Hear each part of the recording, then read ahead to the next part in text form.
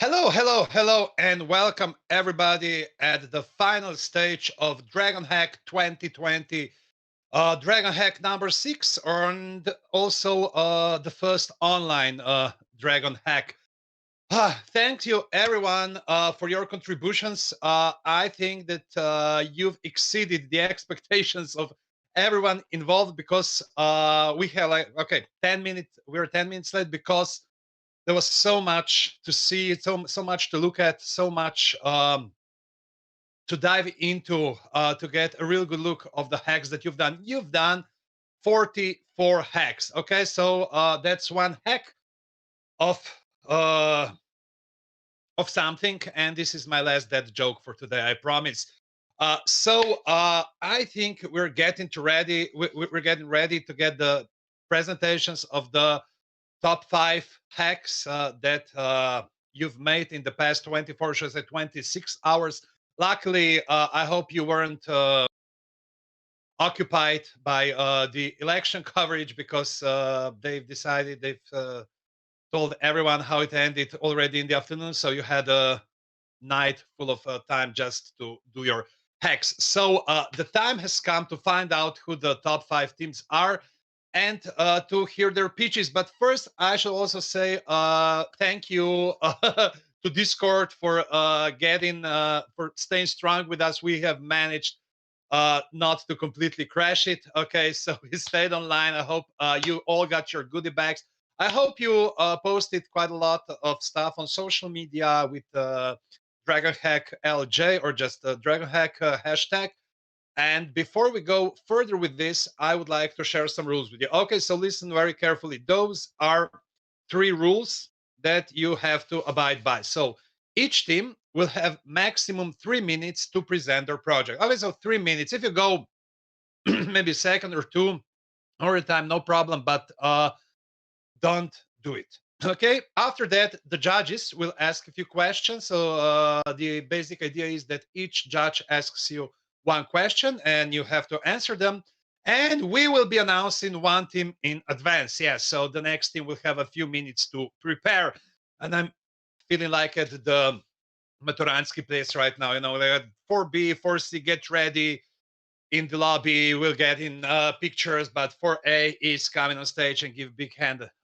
So this is the first team. Okay, the tension rises. The tension rises. The first team that had made it in the top 5 is Fordians with the hack Run Alert. RON alert. So Run Alert. Fordians, congratulations. But you have a few minutes to prepare, maybe a minute or two, because I have to also introduce the judges, and then we will continue with this system. So before each presentation, I announce the next team to get ready. So our judges are Marusha Karets, a journalist looking for crazy ideas with a passion for new media and modern technologies. You can hear it Val 202 and with on podcast Odbita do Bita, which is such a great word game that I won't even try to translate it into English. The second judge is Mateusz Pesek, PhD and a lecturer at the Faculty of Computer Science. So we have the academic part covered. And the third judge is Marian Kudelia, technology journalist at Technozvezdie, one of the, I think, of the longest running technology journalists in Slovenia. So that's it. Those are judges who will be listening to your presentations. I hope everyone else will also be listening to your presentations. Please listen to other presentations. And the second tip of the top 5 that should prepare to present after the first team is While One, Sleep One with a hack Roadrunner. Okay, so While One, Sleep One, get ready. And for the audience, the stage is yours. Present us Run Alert. Can you hear us? I can hear you. I can't see you yet.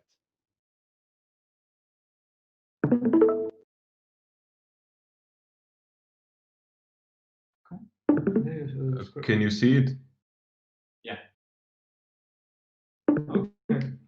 Change the screen. Okay. Hey everyone, we're Team Fordians, and we'll be presenting our hack titled Rona Alert. Our app is very relevant in current times. Our lives have been significantly impacted by COVID, and many people are struggling to return to a normal routine, especially some companies. In the past few months, plenty of us have been returning to the office, but people often forget to maintain distance to others, which is understandable because we're all human and we haven't seen each other a long time, and human contact is really nice. However, as we've seen in the last month, things aren't looking good right now, so being careful is really important in this time. Our app helps us to maintain distance and get reminded to wear masks. The idea is simple. We put a camera in a closed space and monitor all people and their locations in it, along with checking if they are wearing face masks. This is processed in near real time on the Azure cloud and gets pushed to our app on everyone's phone. The app shows if someone is not keeping their distance with color or not wearing a mask with a different icon, so it is easier to stay safe. You can see the demo. On the left is our app. On the right is a slowed down video processing demo, which shows everything. It is a bit slower than usual because we're also drawing everything on the screen. How do we do this? And the heavy lifting is done using state-of-the-art computer vision methods, image segmentation neural network. These detect the people and the face masks. Then, by using markers, these are the white and black papers, we determine the positions and distances between people. Since we're using only a single camera, we need the markers to also get the depth so we can calculate the real distances correctly. A proper dual or moving camera setup could solve this via depth estimation. Then, the process data is streamed to the mobile app, which displays positions with circles that change color with the distance. The closer you get, the more red the circle is. If someone isn't wearing a face mask, their icon will also show this. You can see the little virus. Our app would be very useful in offices or classrooms. We have to remember that companies are afraid of fines and also want to take care of the health of their employees. This is also why our reporting system comes in handy, as it stores all the violations and in which room they happened. If we had asked what you wanted, you would have said something like Ostani zdravo. Now you have our app, Rona Alert, which we hope you see as something that would be useful for returning to the normal. Thank you for your attention. We'd also like to thank the organizers for all the years of wonderful experiences of all the DragonHacks that we attended. Thank you. Okay, thank you, Team Fordians, for that presentation. You'll get questions from our judges now. They will be present only in their voice, not with their faces just now. They will show their faces later on at the award ceremony, so that we minimize the lag. So, Marian, can we hear your first question for Fordians? Yeah, I can. First of all, congratulations for the idea. I think it's quite, can I say, it's quite interesting for the time we are living right now. My question will be very short. How good is your system detecting there is a mask in your in the front of your mount, not, for example, a hand? Thank you. You asked how are we detecting the mask? Yes, yes. How you detect the mask and how you, for example, found out that there is really a mask, not, for example, a hand in front of mouth. We use actually a separate neural network for that, which has been specially trained on face masks. So a hand will not fool it. Okay, thank you. Marian, I hope that satisfies Ari, and we continue with Marusha. Marusha, what do you want to ask for the ends? Okay, guys, how will you deal with GDPR and privacy? This was main problem with every Corona app in Europe this year. This would actually be at the employer's I don't know responsibility. So we would not store any personal data. Just if we detect violations, these by itself do not contain personal data. And I think lots of offices have cameras in them as it is. So I think that employers are already like having these systems set up. So ours would not be any more privacy invading than it already is if they have cameras. Thank you. Okay, thank you. And final question goes to Mateusz. Hey, I believe that in the video you mentioned the problem with the QR code due to the issue of somehow measuring the distance between the individuals. How are you planning to solve this in future, considering that a lot of devices are getting LiDAR data or something similar with regards to stereo vision or any kind of technology which is currently available? How are you planning to incorporate that into your application? Yeah, if we had more time, we would use more than one camera, and then determine the position of object in the room. All right, thank you. Okay, thank you, judges, and thank you, team Fordians. We wish all the best with Run Alert, and we will continue with the second team. But first, we have to tell who is the third team that should prepare to go on. And the third team to go in the finals is Los Jefes with the hack Feel Good. So Los Jefes, get ready to do the next presentation while I welcome Wild One Sleep One with Roadrunner. The stage, or should I say the screen, is yours.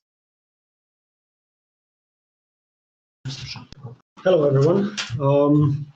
We are Wild One Sleep One, and today we're going to present our project, which is called Roadrunner. I'll first share my camera just to show you an overview. So on the topic of depth camera, we were using a stereo camera from company Luxonis. So this unit is called OAK-D. We used a unit with a tad smaller baseline distance. We've mounted this stereo camera to the backside of a vehicle, from where we've then measured the distances to the road.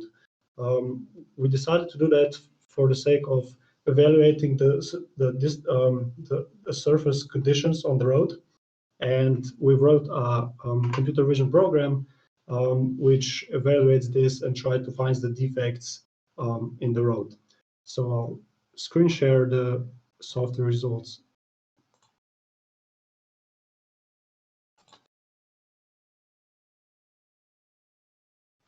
Okay, so in the first screen on the top right here, we can see the color sensor. This is a color camera which just gives us the actual image that we can see. We also have the depth information, which is already pre-processed on this in this window. And what's currently showing in this window is actually the anomalies that are so the holes or any rocks that are above or below the normal, or let's say the ground plane. So we've calculated the ground plane, and after that we've detected every object that is either above or below that. And running our algorithm, we can detect these anomalies, which are basically those giant blobs. We can then compare those images together, and the results are basically the actual image of a pothole. So from the top left image, we get the anomalies, which are from the stereo cameras, and then we just compare this region of interest to the actual color camera, and from that we extract the actual pothole, which we can then also store on our IoT server. For the IoT server, we haven't been able to completely integrate those two together, but for a short overview of the user experience of that, after the pothole is detected, we would store it alongside the score of the actual road inside the IoT platform, which then shows the actual image on the web. Thank you. Thank you, Wild One, Sleep One, for that presentation. I think all the you are generationally too young to put De La Soul potholes in my lone joke here, so I won't. And I'll welcome Marian to ask you his first question. Hello again. Is there any limitation of the vehicle speed in the process of making photos and analyzing the floor? Yes. So the main obstacle in the speed of the vehicle is mainly the exposure time. That is, this parameter is mostly dependent on the lighting conditions. So the sunnier it is, the less time the sensors, for instance, the stereo ones or the color camera one, has to do the exposure for. Therefore, it gets a shorter time slice and less smudge of an image. So if it's darker outside, and if we're going faster, the images that we capture are going to be blurry because we're exposing over a larger amount of time, and that's why we get the average of that section instead of just a single clear shot. Okay, thank you. Marusha, you're next. Yeah, hi guys, congratulations. I really don't have question this time. So Mateusz. Okay, yeah, we pass the question to Mateusz.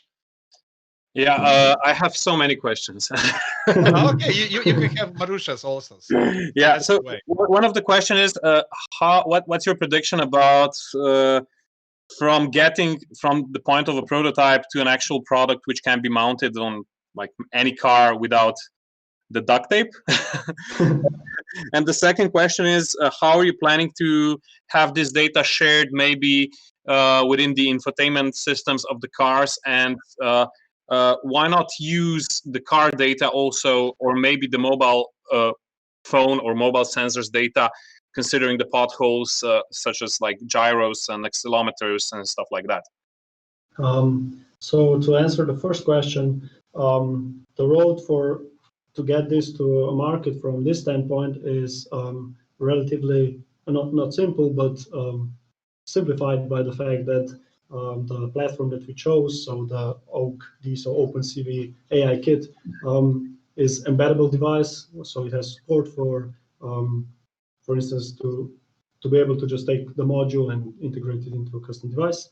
From the standpoint of using multiple sensors to address these issues even further, we've decided to go for depth because of basically of the hardware that we have on hand.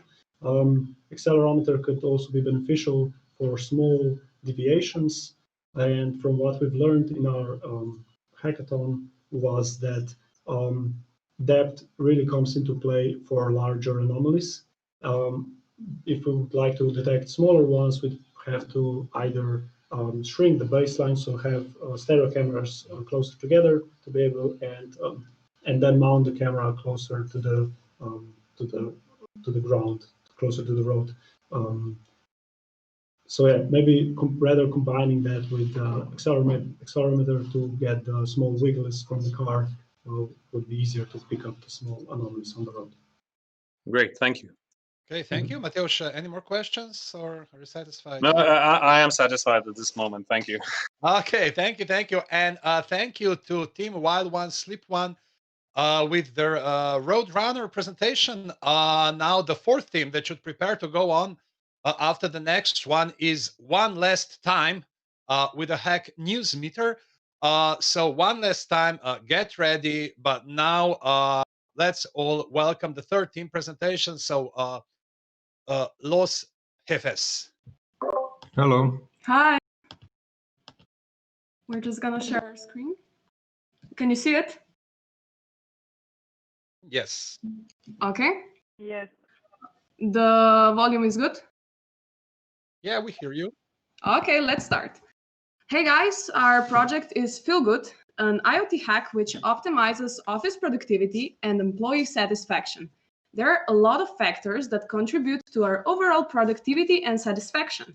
For our IoT hack, we chose temperature, humidity, brightness, and noise. Our goal was to compute optimal stats based on the ratings of people in the office and display the alerts to improve overall mood. Now, let's look at the app. So we have already logged in, and first you can see current office stats. In reality, we aren't in the office right now, so we are displaying our current room stats. Raspberry Pi is sending us this data on a regular interval of 5 minutes, and you can see all the categories I described before.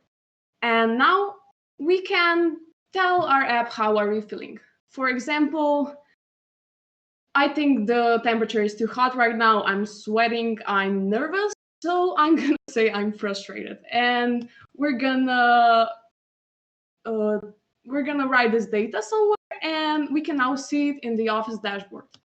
The Office dashboard is the place in our app where we represent the alerts. Below every alert, there's an ideal temperature, humidity, brightness, or noise that we have computed with our algorithm. And you can see how we can improve those things in our office. So for example, we could open the balcony a little because we're really sweating here. And for all the numbers enthusiasts, we can also show you some plots for all the categories. And we have also included a daily mood histogram where you can see how people in the office are feeling today. For example, a lot of people in this office are frustrated today because we haven't slept well. And that's all for our presentation. Our main goal is, as I said, optimize, make people feel good, and that's it. I would like to thank you all for a great event, great people, and we had an awesome time. Thank you. Thank you, Team Los Jefes. So basically, this is the app that makes the quarreling at the office thermostat redundant, if I got the message correctly. So, Marian, do you have any questions for the Feel Good app? Yeah, congratulations for the idea. It will be a very short question. How is your solution better than common sense?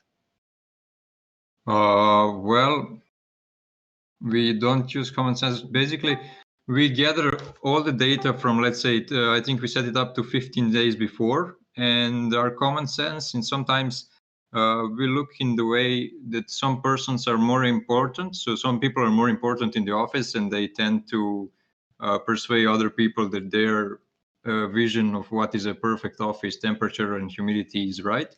In this case, we actually generate the ideal temperature from the data from the past, I think, 15 days, and display it on there.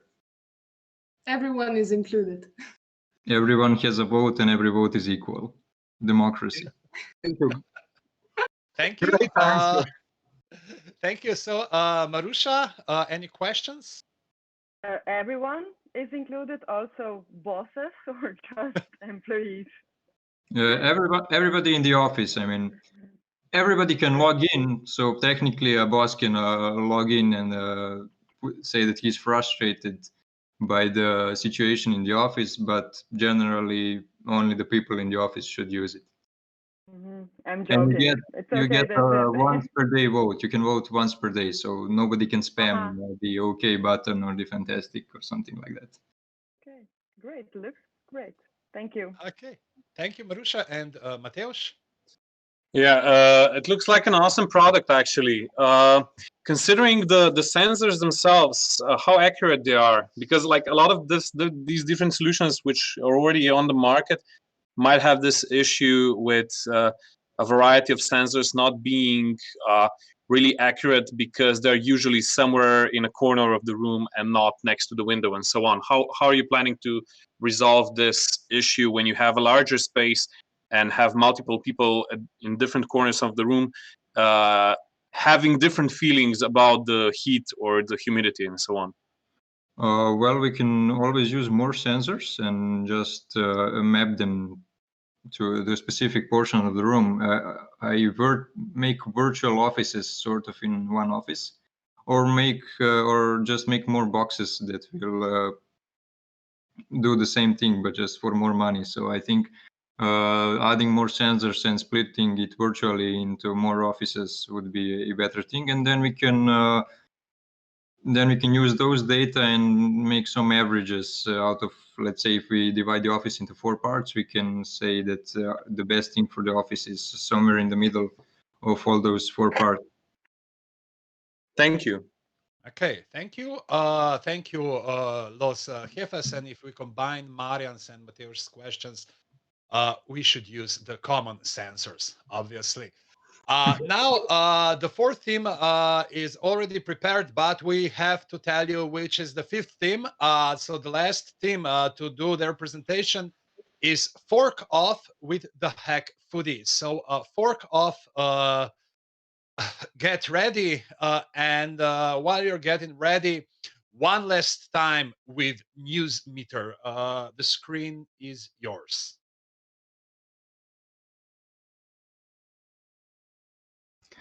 Are you tired of following the news, reading through articles, and finding out they contain basically no new information from what you've already read yesterday? Well, so are we. Have you spent the last 3 days following the US elections and constantly finding out they still haven't finished counting? I see some of you nodding in front of your screens. Well, so have I. Which is why our team decided to build NewsMeter.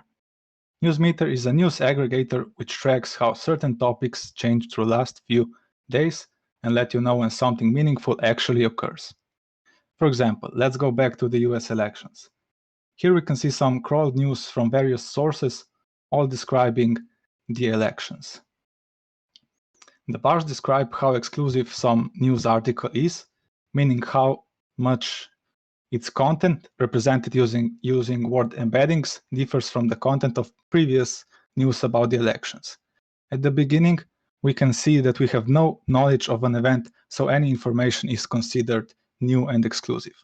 Then we can see that for 2 or 3 days, basically nothing happened. The news were very stale, as indicated by the low bars. Then, yesterday, they finally announced the results, which are app detected as a noticeable change, indicated by the peak, and that indicates that something actually happened. So instead of clicking on news every half an hour, you can instead click on 2 articles and still know everything. That way, you can focus your time on something more productive or just daydreaming, whatever floats your boat. Okay, thank you, Tim. One last time, obviously from Steyerska, considering your choice of news source. Marian, do you have a question for them? Not really at that time. Maybe just one question. Can this idea be used for writing fake news and such, according to, for example, can your statistic analyze can be used to detect if there are some fake news? Well, theoretically, yes, but we didn't want to go there. Why not? Because that's playing God, and we thought that was out of scope. Okay, thanks. Okay, thank you. Marusha? Yeah. How many news or links you capture? How you will know when we have new president or some other news? Well, ideally, we'd cover as much news sources as possible so that we can gain a wide range. And currently, we're just doing this using some unsupervised approaches, meaning that basically nobody actually tells us whether something is important or not, but we just rely on some algorithms or word embeddings in our case, if we're specific. But in the future, we could include people in this so that they would tell us what is important and what not, and then we could train a model based on these scores. Okay, thanks. Okay. Thank you. Mateusz? Yeah, maybe to make a follow-up on that question, isn't like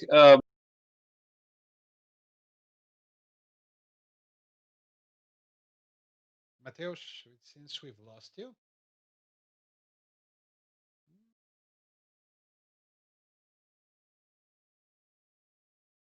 Sorry for the technical. Sorry, I was muted. Sorry. Okay. Let me- Okay. Ask again. Let me repeat the question. Sorry, I'm just making a follow up on the previous question about the technical approach. Isn't like a bag of words approach even kind of sufficient at this time to distinguish whether the new news document which just came in is different compared to the last few documents? For example, talking about the elections and the projected winners, and then getting an actual news about having a winner, in this case Biden or Trump or whatever. Wouldn't like a kind of a simplistic approach to the machine learning on documents even kind of solve this problem at this very moment, considering that all the news sources are kind of really similar because they're getting the information from a single source or maybe two sources within a country? Maybe for the elections that would work. We actually tried that approach, but we found that word embeddings kind of aligned with our intuition on what's important more. But this would need a lot more experimentation. Oh, of course. Great. Thank you. Okay. Thank you, judges. And of course, thank you, team, one last time for your news meter. And now we have only one presentation left. So this is Team Forkov. What shall I say? This is DragonHack. Welcome. Everything is fine. Yeah, hello. Yes, so we kind of came across a fact a few weeks ago that in Slovenia we throw away 140 tons of food every year, and 50% of that is from households. So that amounts kind of to 70 kilos food annually thrown away, and 30 kilos of that is still edible. So we thought that this is unacceptable. So we should at least, if we can't stop throwing away so much food, we should kind of mitigate, at least throw a lot less food because of the environmental impact and also the moral impact.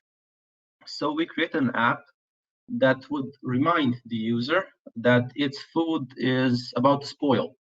So we created an app that would kind of that would scan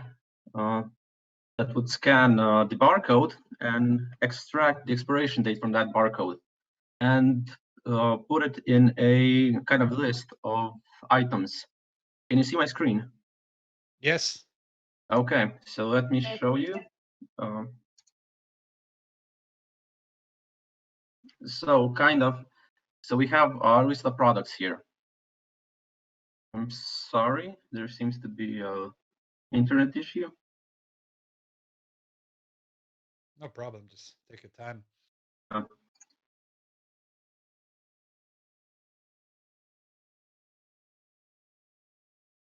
Okay, I think we're live now. So we have our list of products, and the user, when he buys the products, he can scan the barcode and extract the expiration date from that barcode.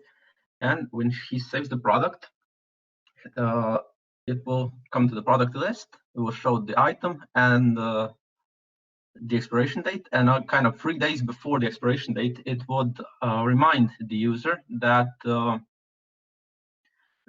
food is about to spoil, and it will kind of recommend to you recipes, so how you can use that item. So kind of it would mitigate the problem and stop us from throwing food away. I would like to kind of give my word to Yanis, and he will give a live demo of the app. So let me. Hello, can you see me? Yes. Okay. I would just like to go a little further. We already saw that we have a list of items, products that will go bad in some time. We see recipes on this app, top 10 recipes for this for this ingredient, for the first ingredient that will go bad in a few days. and if we click on them, it will show them. It will show the whole recipe, so we can use this food item. This is the basic idea of this app. It's proof of concept. The UI, as you saw, the UI is not very interesting for now, but with time there could be bigger things to do with this.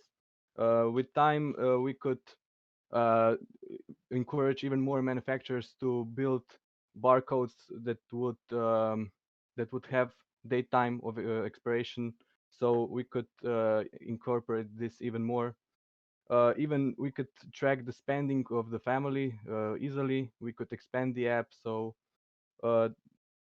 it's a basic idea that could help very much help with the food managing in the house and in the world. That's it for our demo. If you have questions, please.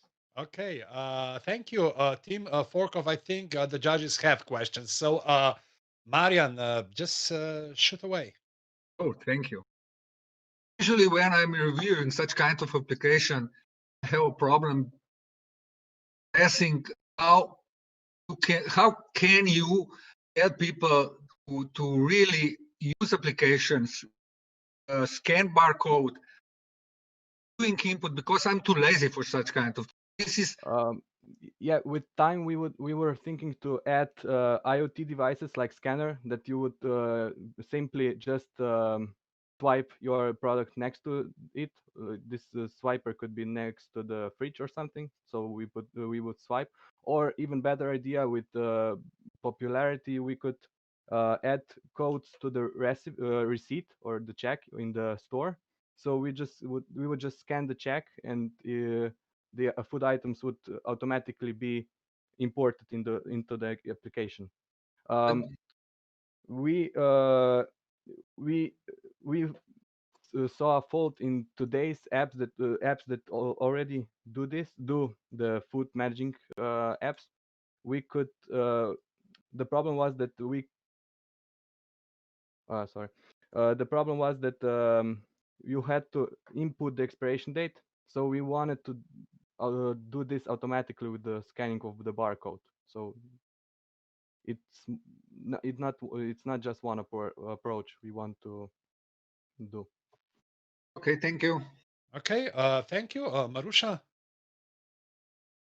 I don't have questions, just bravo and čestitam. I want to have this app really. I think this is very important. And yeah, it is basic idea, but with many potentials. So go on, please. Thank you, Marusha. I thought you were going to ask if you can have that Nutella before it runs out. And Mateusz. Yeah, it's a really nice idea. I agree with Marian that there could be some issues with lazy people, such as we usually are. But on the other hand, even if we assume that we're not that lazy, there's still an issue with the barcodes. From what I know, there's an issue that you can have duplicates. The barcodes are not unique, or at least completely unique. The producers usually reuse the code for an updated version of the product and so on. How do you plan to tackle those issues, which are currently really stressing the community of people who develop applications which are food related in terms of like ingredients, expiration dates, and so on? Should I say it? Or sorry. Yeah. So the food doesn't have to be unique. So maybe if the food is the same type, I know if tortilla chips or Nutella, cream spread, it doesn't have to be Nutella cream spread. It have to be chocolate cream spread, and that's it. Also, this would have to be about differently kind of after the food is produced has to be printed on, because you can't really mass produce something with the same expiration date. Also, we also think that kind of the large stores like Lidl, Spar, and also they also have some kind of system that manages these expiration dates, so that the cashiers and the people that work in the stores kind of take the items from the shelf and add them to that specific aisle for almost almost to expire. So there are systems that track these things. You just have to integrate them and also kind of show it in the really good UX user experience. So we can easily do that. So the end user can hopefully in a few minutes track everything he has in the fridge and in his kitchen and throw away less food. We are also somehow counting on the popularity of the app or something, or maybe that the food vendors would like to be more ecological and better at this, so they would incorporate and meet us halfway or something like that. All right, thank you. Okay, thank you, team. Fork off. And thanks to all 5 teams that made your presentations. All your hacks were nice, were good. I think it would all be great to continue with their development. But in the end, there can be only one. And who is the one, and who are the other winners? Who are the winners of the challenges that you've had, from best hack by a team with at least one girl to funniest hack, best data mining hack, to, of course, best social media post? And who will judges put in the first place? You will learn all about that and even a few things more at the closing ceremony of this year's DragonHack 2020.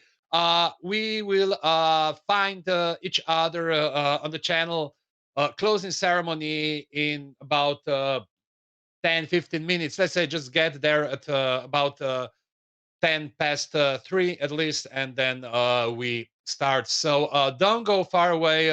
Grab something to eat, grab something to drink, and get ready for the closing ceremonies. Bye.